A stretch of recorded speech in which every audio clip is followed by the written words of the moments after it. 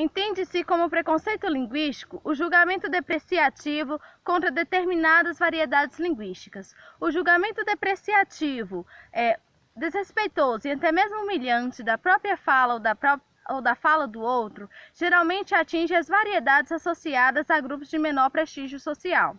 Da mesma forma que a humanidade se evolui com o passar do tempo, a língua acompanha essa evolução. Portanto, ela é considerada um objeto histórico sujeito a transformações que se modificam no tempo e se diversificam no espaço. Existem 4 modalidades que explicam as variantes linguísticas. A primeira é a variação histórica. Com o passar do tempo, expressões, palavras caem em desuso. A segunda é a variação geográfica. Existe diferença entre vocabulário, construções sintáticas e modo de falar em regiões falantes do mesmo idioma. Um claro exemplo disso é o Brasil. Na região sul do país, existe um jeito de falar próprio, enquanto na região nordeste do país existe outro jeito de falar e algumas palavras do vocabulário também são diferentes. A terceira é a variação social. O desempenho do falante vai depender da sua faixa etária, do sexo, do grau de escolaridade e muitas outras coisas. O quarto é a variação estilística. Cada ser possui um estilo próprio de falar e adequa esse estilo de acordo com a situação em que se encontra.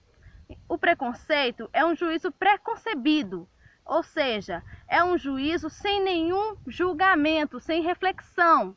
Então, isso leva as pessoas a praticarem o ato discriminatório.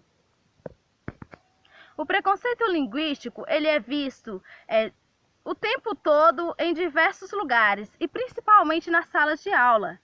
O preconceito linguístico sempre vai dos que falam português padrão, atingindo os que falam português não padrão. Combater o preconceito linguístico dentro da sala de aula é um dos maiores desafios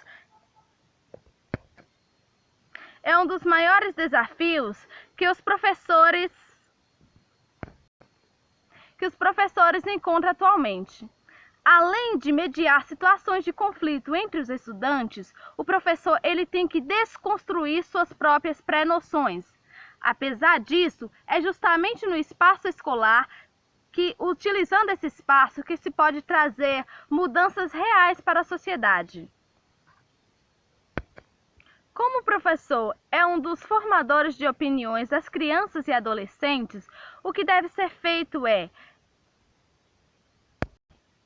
estimular o debate em sala de aula sobre essas questões e apresentar a diversidade de visões de mundo, a diversidade cultural, as variações linguísticas.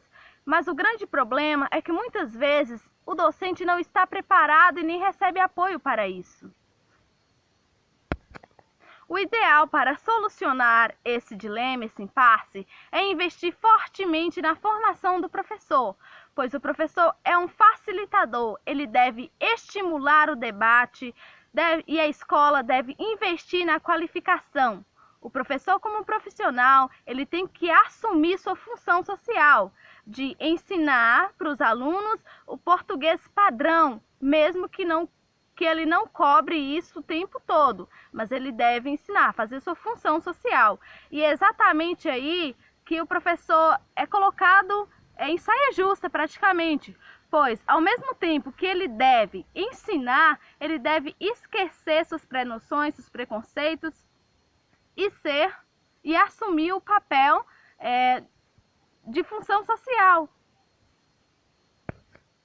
A escola é o espaço de resgate da autonomia e da autoestima. Portanto, o professor ele tem que ensinar o que é certo aos seus alunos, ensinar o português padrão e se pôr contra, sempre combativo ao preconceito linguístico em sala de aula.